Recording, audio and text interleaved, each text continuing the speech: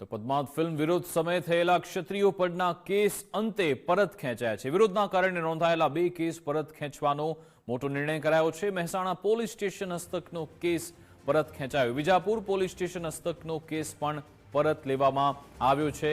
મહેસાણા તથા મહુડી પાસે થયેલા બનાવોમાં કેસ નોંધાયા હતા। ગત જુલાઈ 2025માં સરકાર સમક્ષ કેસ પરત ખેંચવાની રજૂઆત થઈ હતી। ઉત્તર ગુજરાત રાજપૂત સમાજ સહિત સંગઠનોએ આ બાબતે રજૂઆત કરી હતી અને સરકારે હવે આ કેસ પરત ખેંચી લીધા છે। કોર્ટે પણ તેને ગ્રાહ્ય રાખ્યું છે। આજે સમાચાર મળ્યા કે પદ્માવત ફિલ્મ સમયના ક્ષત્રિય સમાજના યુવાનો પરના કેસ પાછા ખેંચવાનો સરકારે નિર્ણય લીધો। ખૂબ સારી વાત છે।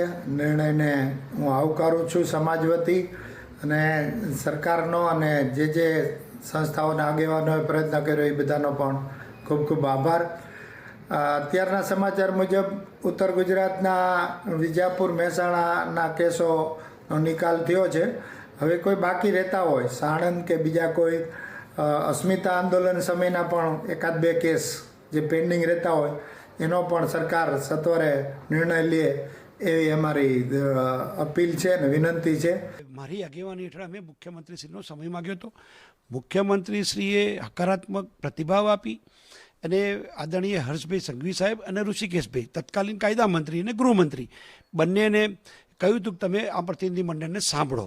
સ્વર્ણિમ સંકુલ 1માં નર્મદા હોલમાં 700થી 1000 પ્રતિનિધિઓની હાજરીમાં અમે સંપૂર્ણ કેસની છણાવટ તલસ્પર્શી અભ્યાસ સાથે એમની સાથે બેઠક કરી હતી અને એ વખતે સરકારશ્રીએ બંને આગેવાનોએ હર્ષભાઈ અને ઋષિકેશભાઈ બંનેએ ઘટતું કરવાની ખાતરી આપી હતી।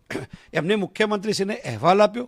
મુખ્યમંત્રીશ્રીએ ફરીથી પણ ઓક્ટોબર 2025માં એમના નિવાસસ્થાને ફરીથી આગેવાનોની અમારી બેઠક બોલાવી હતી, જેમાં પણ અમે 50 કરતાં વધુ આગેવાનો ઉપસ્થિત હતા અને એ વખતે સમગ્ર કેસની હાજરીમાં તત્કાલીન ગૃહ સચિવ અત્યારના મુખ્ય સચિવ એમ કે દાસ સાહેબ પણ હાજર હતા અને પછી સમગ્ર કેસને અંતે જુદા જુદા ગુના રજિસ્ટરમાં, જુદા જુદા પોલીસ સ્ટેશનોમાં અને જુદી જુદી કોર્ટમાં આની રજૂઆત કરતા CRPC સેક્શન 321 અનુસાર સરકાર પાસે સત્તા છે કેસો પાછા ખેંચવાની।